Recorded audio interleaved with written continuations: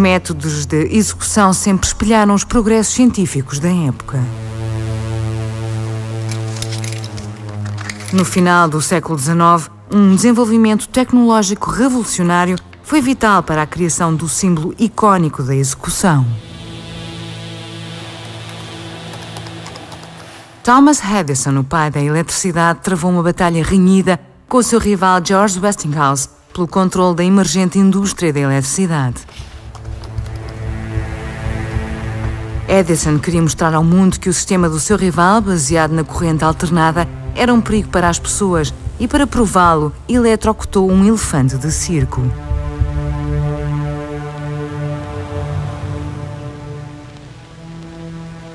Edison não se ficou por aqui.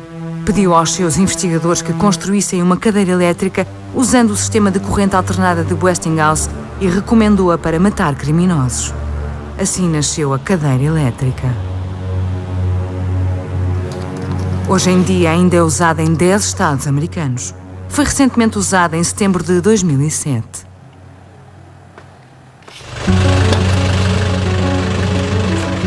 Apesar do seu presente uso, não há estudos científicos claros sobre os efeitos da eletrocução no prisioneiro. It's maybe a little messy, so if you want to put on these. Thank you very much. Michael vai ter com o especialista em alta voltagem, Nick Field, para reproduzir as condições observadas durante uma execução na cadeira elétrica. O patologista forense Peter Vanezis é um especialista em lesões elétricas e irá analisar o efeito que estas produzem no corpo. So you've seen a lot of dead bodies in your time?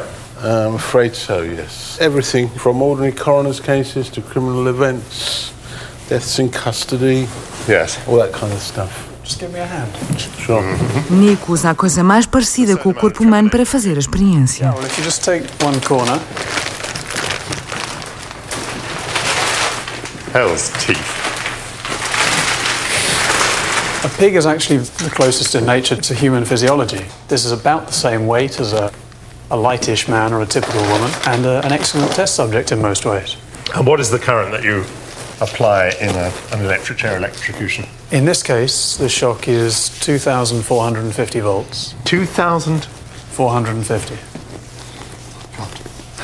And I mean, a plug at home is what, 240? Yes. It's approximately 10 times. Good Lord above.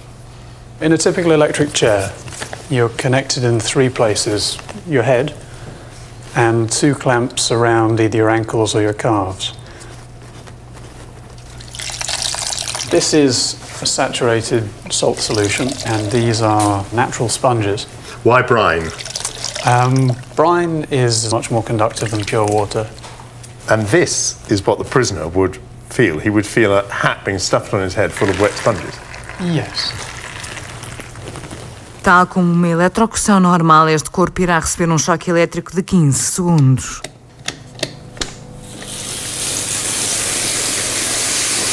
Hell of a lot of flaming here at the feet. Must be all the fat around the... Nothing at the head yet. Not yet, no. Hell of a smell of burning now. A lot of smoke. So, he'd be dead by now. Maybe he'd be dead, we're not sure yet, to be honest with you. Some people have survived longer. I mean, that's the whole point of giving them more than 2-3 shocks sometimes. But doesn't 2,400 volts just stop your heart?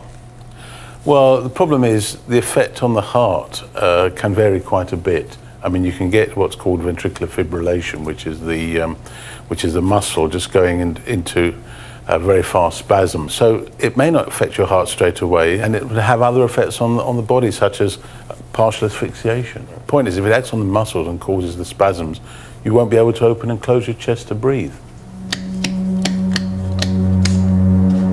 É prática habitual dar vários choques ao prisioneiro para garantir que está morto. Em 1990, Jesse Tafero, da Flórida, teve de apanhar 3 choques fortes até parar de respirar. Em vez de usar uma esponja natural, os executores compraram uma esponja sintética no comércio local, que provou ser muito menos condutor. Nesta parte da experiência, Nick ajustou as esponjas para uma representação mais real do que o que aconteceu na execução de Tafero. Oh, even more cracking. Oh my That is dreadful.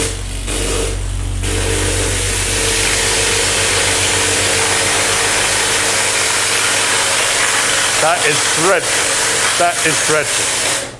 That is appalling. You can see all the fat running down the pig's face. Oh, that's foul. There's a sponge underneath. Terrible burning on the snout, Professor. Yes, you've got a burn there where the rim of the cap was, and you've also got a burn at the back between the ears, and including the ears as well. And that's very similar to the sort of burn that you get in a real execution. So what's happened? Oh my God, it's gone straight through. It has. It's basically gone right down to the bone. It almost amputated that part of the roof, really. Would you imagine that this would be, in the American terminology, a cruel and unusual punishment? I think it absolutely is, and it's really tantamount to torture in my view. Really? Yep.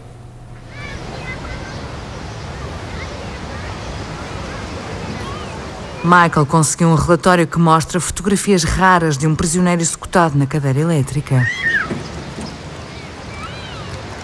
After Davis's airflow had been blocked by the mouth strap, the face mask and his own blood, Davis made several sounds under the face mask which were described variously as muffled screams or yells. The body was mutilated by burns on the head, face and the leg, and he was covered in blood because blood was pouring out of his nose.